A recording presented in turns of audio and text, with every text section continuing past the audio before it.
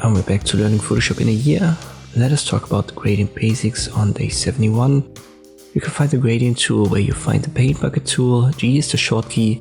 Depending on what tool is in the forefront, you have to right click and then select it. We want to start with the gradient right here. Don't worry too much about the first drop down, and we'll start with a basic. So you can left click on the third drop down and we'll choose black to white. Let's stick with the first one right here. Then you have options for linear, radial, angular, reflected and diamond gradients. We want to stick to the linear in this video.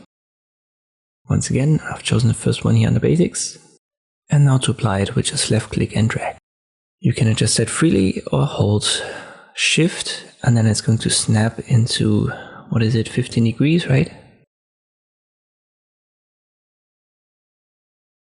When you select a different tool, these adjustment options are going to vanish, but you can always bring them back by activating the gradient tool as long as you are on the layer where the gradient is.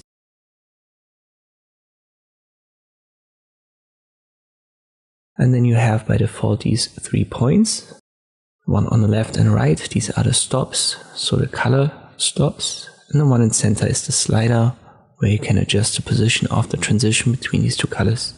And by default that should be at 50%. You can always left click and drag on the stops to reposition them, and you can hold shift once again to have that snap to 30-degree increments.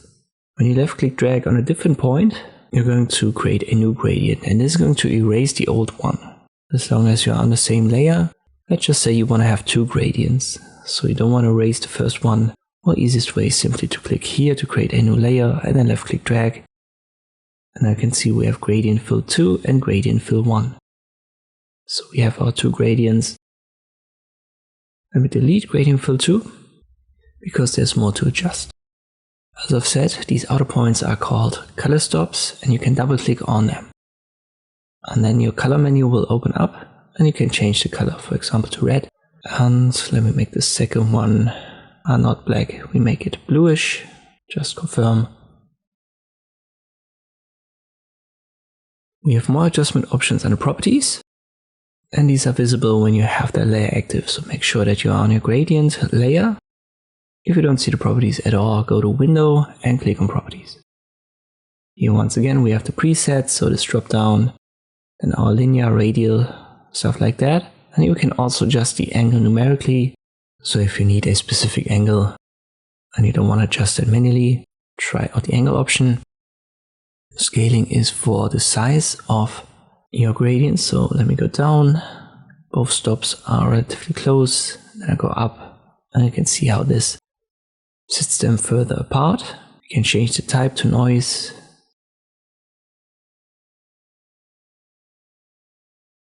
There are different methods.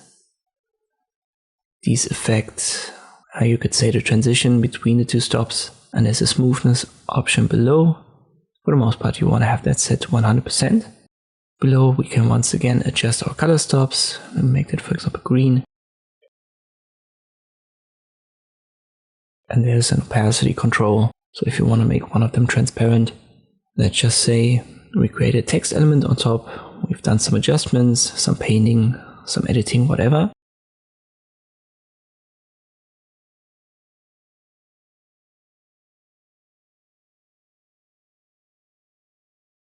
We can always go back to our gradient layer, activate the gradient tool, and still adjust that.